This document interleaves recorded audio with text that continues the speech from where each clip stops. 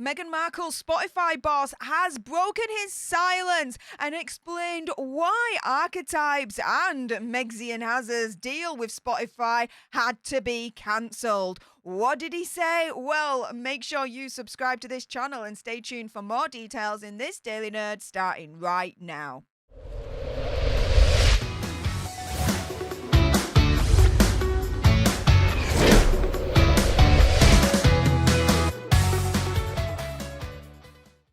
Hey up everyone, it's me, Stef, the Alternerd, your nerdy alternative, and welcome to another dose of the Daily Nerd, where I break down the royal news and gossip of the day that's pretty much got me eye, and oh my goodness. Yeah, let's jump into this one, shall we? So, epic bombshell, because the top dog, CEO of Spotify, has now publicly alluded to the reason why Meg's podcast and her deal overall was cancelled. Now, the boss and CEO, if you didn't know of Spotify, he's a dude called Daniel Ek, and he's hinted that Meg's Archetypes podcast was cancelled because listeners weren't happy with it. Now, he was speaking to the BBC in a recent interview, and when asked why Spotify was no longer working with Hazard and Megxy, he hinted that listeners just weren't as happy with Archetypes, the podcast, as expected. He said, quote, "We thought new innovation was needed to happen here. We thought we can come in and offer a great experience that both makes consumers very happy and allows new creators new avenues." Now, I'm translating that to actually mean, in simple speak, right? It didn't bring in the views and the listeners, the amount of views and listeners that we were expecting. It underperformed. We weren't happy with it. Therefore, the listeners weren't happy with it. And we had to cancel her backside because she just wasn't talented enough to bring in the numbers that we wanted. Especially for a $20 million deal. Right, guys? It's a lot of money, right? Now, he also says, and the truth of the matter is, some of it has worked, some of it hasn't. We're learning from those, and we are moving on.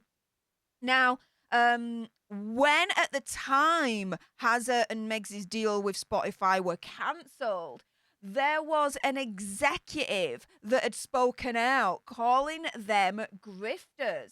Now, his name is Bill Simmons. He sold The Ringer to Spotify for $200 million back in 2020, is now an influential executive there. And at the time of them being cancelled from Spotify, he slammed them both and called them a pair of, quote, effing grifters. He's now Spotify's head of podcast innovation and monetization, and he criticized them at the time, saying, quote, "The effing grifters, that's the podcast we should have launched with them. I got to get drunk one night and tell the story of the Zoom I had with Harry to try and help him with a podcast idea. It's one of my best stories." Now, what did Prince Hazard have as a podcast idea? Now, this was reported as well. And, as Daniel Ek said, some of it worked, some of it hasn't. And when it comes to Hazard and Megxy, this one just did not work for Spotify. And this was one of Hazard's ideas for his own podcast on Spotify. He wanted to interview Vladimir Putin and Donald Trump about childhood trauma.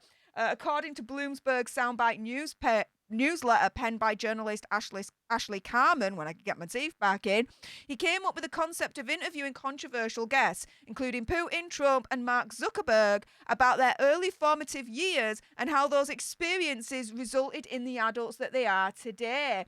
Another idea that was floated by Prince Hazard was about fatherhood, which he hoped to interview Pope Francis, guys, who doesn't have any children. So why would he want to why would he want to interview someone that doesn't have children on a podcast about fatherhood? Beats me, right? But again, it's really a case of, as Daniel Ek says, some of it worked, some of it hasn't. And again, when it comes to Megxy and Hazard, some of it worked, but in their case, they did not whatsoever. And the hits just keep on coming because, Megxy, sometimes she worked, sometimes she didn't, because then reports came out that she was accused of faking interviews for the now defunct Archetypes podcast. Industry sources claimed that she got staff to do chats with Archetypes guests, then had audio of her voice edited in to the final episodes. Now, there was one person in particular, a podcast guest called Alison Yarrow, a journalist from New York, and she revealed that she actually didn't speak to Megsy for her own episode that she was in, called To Be or Not to Be, in which she explored the origin and plague of the word the ITCH, right? Revealed in social media posts shared shortly after her interview was recorded that the chat had taken place with an audio producer called Farah Safafi.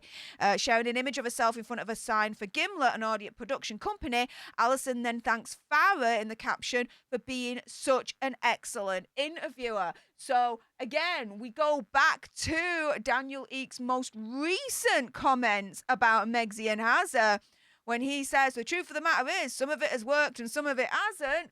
Well, when it comes to Hazza's podcast ideas, it definitely didn't work. It didn't happen. And when it comes to Megsy, yeah, sometimes she worked and then, sometimes she didn't. Rumour has it that she really only came into work when it was more of the higher profile stars like Mariah Carey and Paris Hilton.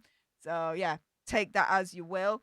But also as well, talent, no talent. To me, Megsy has no talent whatsoever, especially when reports are saying she picked and chose who she was actually going to interview in real life in person, right? And Jeremy Zimmer, who's a Hollywood talent agency supremo, absolutely agrees, saying that turns out Meghan Markle was not a great audio talent or necessarily any kind of talent. And when you don't have the talent to be able to helm a podcast, going back to Daniel Eakes' words that he said most recently in a BBC interview, the truth of the matter is some of it has worked, some of it hasn't.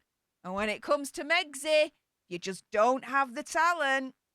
It definitely did not work indeed. And so, yeah, Spotify CEO Daniel Eak has absolutely thrown Megsy and Hazza under the bus, alluding why the podcast and ultimately the whole deal with Spotify was cancelled.